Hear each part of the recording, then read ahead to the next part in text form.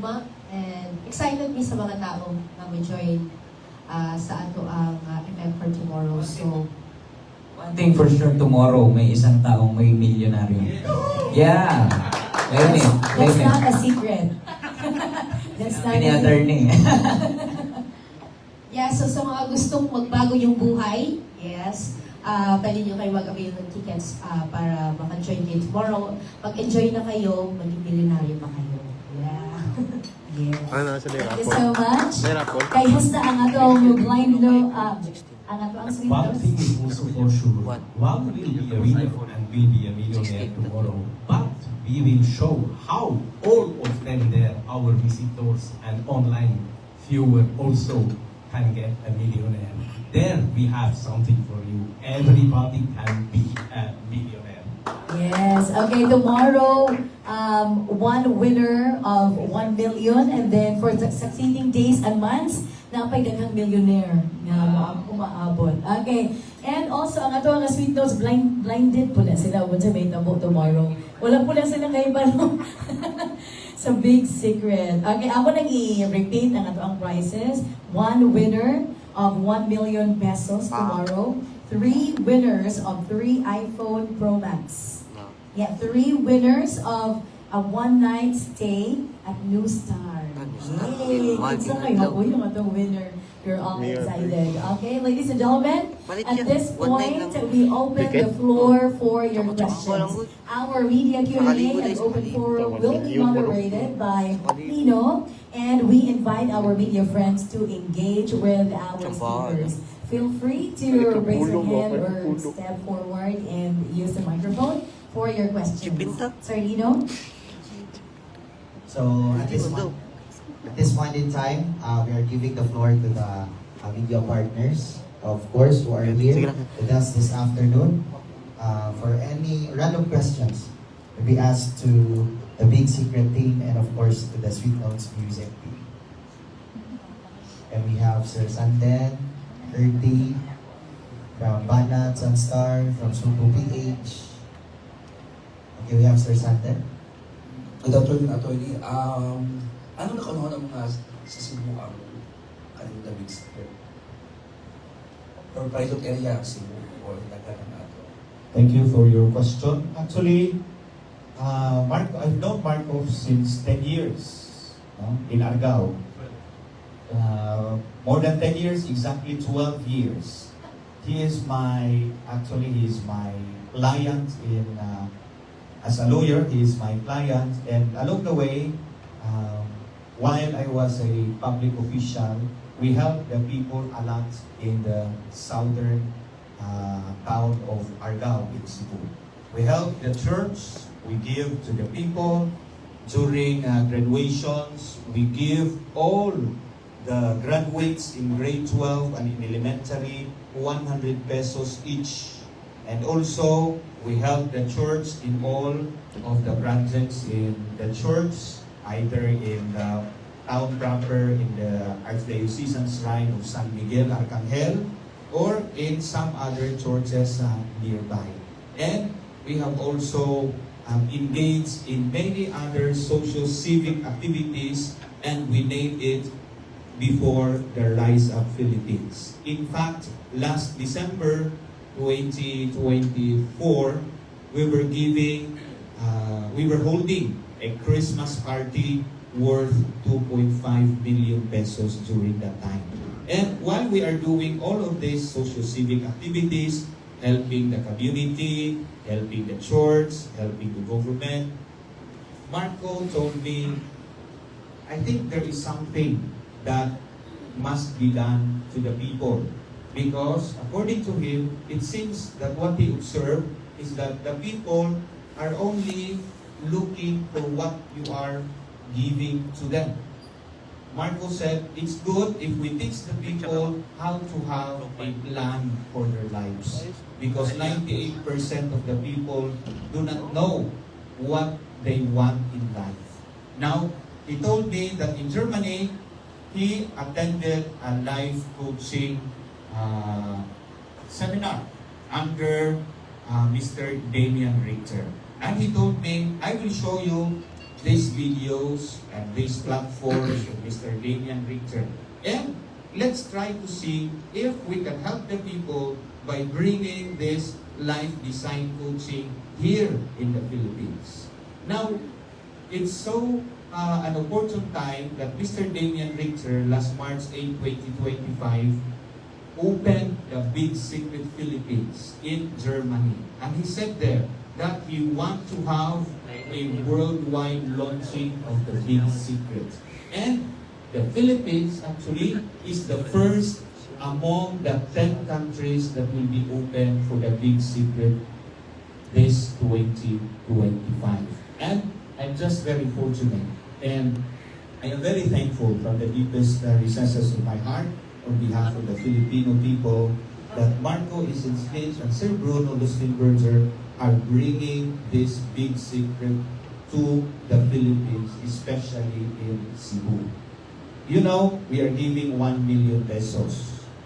We are giving 3 iPhone Pro Max. We are giving 3 winners of one night stay at Imustar. You can imagine the sacrifice, the finances required in order to hold this event in the at the Sky Hall and SMC side. Of course, no? Especially with the Sweet Nose music. And we are very fortunate to have these people behind us, Mr. Marco Isensmith and Mr. Bruno Lustinberger, who are very generous. They want all the people to be successful in their lives. And they are bringing to us the Big Secret, which we will be launching tomorrow, this platform. And this is done here in Cebu City because we have done it in Agao, 4 days last December, and now we are bringing it in Cebu City. And later on, Marco is planning to go to Mindanao, and he plans also to go to Manila. And actually, Marco's biggest wish is to hold another event when the big SM Arena is already open. And that is something that we will be watching for in the next few months or the next few years. Thank you very much. Thank you, Kuya. And Sir Sandro. Wala ba ni Charlotte and Jeffrey? Anong naka-yes mo? Anong first time mo anong klase ngayon? Good afternoon. So, nag-yes me, it's because ang ilahang reason para mag-create natin nga event is to help people. So, this is a positive side also for us kasi pag malaman ng tao na nag-join kami sa ganitong event, not to show our talent but also to support this kind of events na maka-help yun sa mga people, especially sa mga less fortunate people. So, daghan may butang nagkalisod sa kinabuhi, but what we want is also na some people also na maka-experience sila, no, na kanang maging ano ang kinabuhi ba, especially sa kanilang reason na nag-create sila ani nga event. This is dili lang na kanang gusto nila maka-earn, but to help people pinagyan nila ito. So, Thank you, Ma'am Charlotte and Sir Sandro. Here we have another. Hi, good afternoon. I'm Herky Lopez from Sunster Super Ballet Festival. For Sweet Notes, you've been doing shows here in Cebu. What makes this show different? And how do you differentiate ang crowd sa mga Cebuanos compared to the other crowds in the Philippines? Especially, mabuno ko itong what's ang difference sa Cebuano crowd. Siyempre, with traveling around the world ko. Sa kasar may maabot ng show, pero iba, lahi ang crowd, like, kung parehang mong language, like, inyong mother tongue, Cebuano, Bisaya. Lahi yun ang vibe sa Bisaya, lahi ang enjoy sa, lahi mag-enjoy ng mga Bisaya, ng Cebuanos. So, lahi yun siya, compare naman siya sa uban. for me also, mas appreciative sila. No? Like sa ibang lugar, kay mga Cebuano mga Bisaya, kabalo ba magkasinap tanay. So that's why mas enjoy and mas ano siya, mas malingaw may mag-perform pagkatao naka-appreciate sa mo. Actually, isa ka question. Other. Yeah. What makes this show for you different from the other shows na you've done in the past? Iba siya kay... Actually, almost the same naman kay every time bisag asa may ma-perform. Same level of energy naman ang mong ginabutang ko. Same passion of love sa music. Siguro, ang pinagkaiba lang aning event kay siyempre na maging millionaire woman. Especially sa event sa super... Actually, dili mi kabalo kung sa may tabo ma. It's a big secret, pero very excited mi sa may tabo. Moran siya akong maingon nga moran. Same level pa rin ang energy and effort na ihatag sa aming show tomorrow. Yes, thank you. Last question from me. Do you have, because you've been doing covers, do you have plans of doing your own songs, creating own songs, creating your own albums in the future?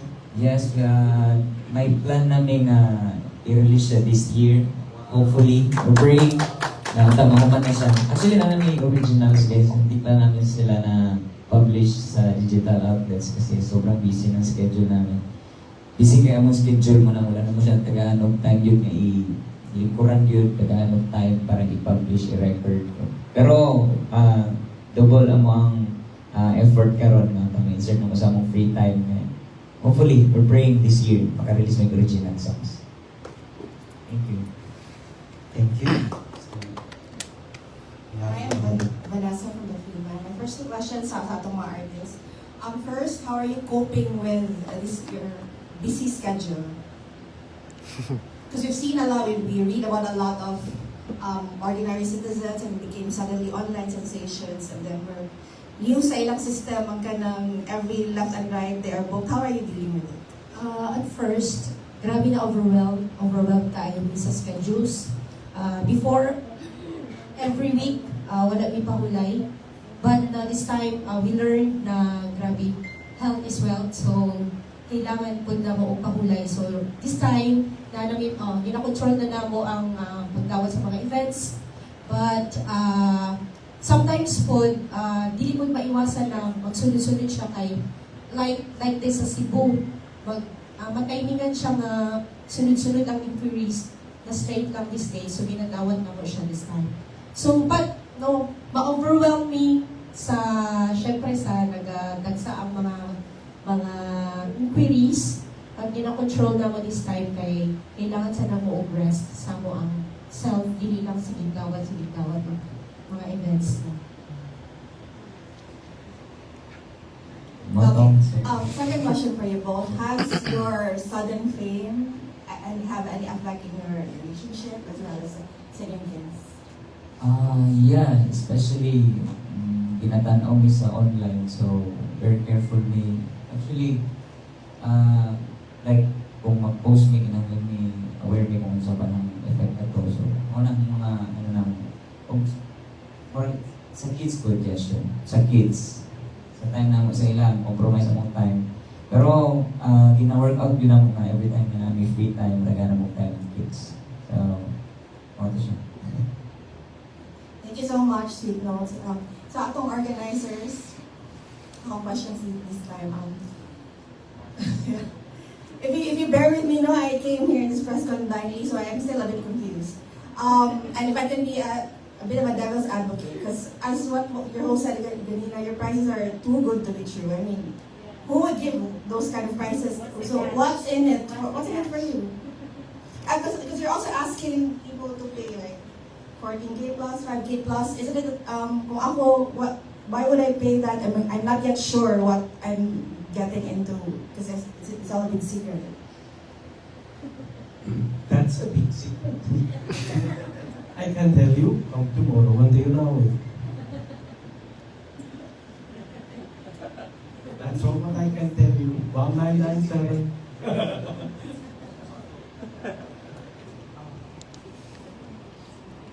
Maybe in addition to your question, when I joined the concept of Sweet Notes, this is an inspiration, a feeling of happiness, of feeling, yeah, like heaven. And now imagine you have the same feeling every day, everywhere. And we teach people how to reach this, how to grow as a person, how to solve their problems. All this is within these kind of emotions. Can you give us maybe specific cases of how lives have been changed in similar events in other countries?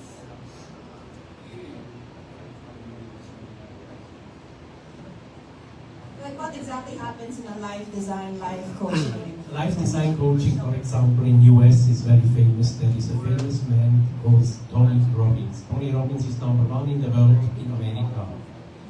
Damien Richter is the #1 in Europe, means in Austria, Germany and Switzerland. It's very famous, hundreds of thousands of people we are working with him together. And me, I am directly a Damien Richter coach, also Bruno Lustenberger. We know from what we talk, and this is what we do every day, help the people. We help the people, CEOs from big companies. We help the people, young people, middle older people to grow their life, and from a point they are staying out to the next level, and for that we have a platform how we can do that. Okay, thank you. Thank you, Ma'am Vanessa Baguena from the Freeman. Can we have another question from the press? Let me add something to answer your question. Because actually I also recognize that life design coaching and personality development is not common to us Filipinos, especially Cebuanos. Now, Marco, who is under the direct tutelage of Mr. Damien Richter, they want to introduce these concepts brought by Mr. Damien Richter. And that's the thing that will be introduced tomorrow. What are the things that we can benefit from the life design coaching? So sa aking magod, kita ng mga Filipinos, kita mga Cebuanon, ningon data whatever life will bring us. No? Kung sa manlay na sa itong kinabuhi, ito kani nga, ano no? Pero, ang iningi dala nila ni Marco o ni Bruno, which they will unveil in the big secret tomorrow, hindi siya usa ka pamaagi nga diin mulambo ang atong kinabuhi, diin atong tan-awon unsa ang atong kahimtang karon ug unsa ang atong gustong mahitabo sa atong kinabuhi. No? Now, so many people, ang kulang nato is personality development. No? Sahay, makaligaman lang nato, ang kinahanglan nato di ay nga atong eksaminon ang atong kaugalingon, because by a thorough examination of our own selves, we can discover the potential, the energy, and the proper direction that we will be in life. So, nakasabot kayo po sa I fully understand the direction of your question, because it is not something familiar, and really it is something new to the Filipinos, especially to the Cebuanos. And that's why we would like to invite everyone, if you want to discover something which is very useful, something which is very powerful in you, come and let us discover what is the big secret tomorrow. There's a catch. You may be there, you discover something for yourself as a personality development, you will become a trailblazer, and of course, you will become one of the attendees tomorrow, will become a billionaire. 3 attendees will win 3 iPhone 16 Pro Max, and 3 winners of a one-night stay at Inu Star. Now, it may happen that you will be the winner, but that's what we say. We hope for the best, and everything that what we are doing is for the good of the people. Thank you very much. Thank you, Attorney Nathan, for that very inspiring message from everybody. And we How about from Subo PH? Sir Josh, you have any question? From Brigada, from Jonali. Are you already or good? Okay, so good. Or any from the crowd would like to have a question for the Sweet Notes team or even for the Big Secret team? Okay, I guess this is low signal. Thank you everybody, especially for the press. And give the mic once again to our host, Conchana. Thank you so much, Mr. Lino. To officially close today's press conference, may I call in Mr. Bruno Lustenberger to share his closing remarks. Sir?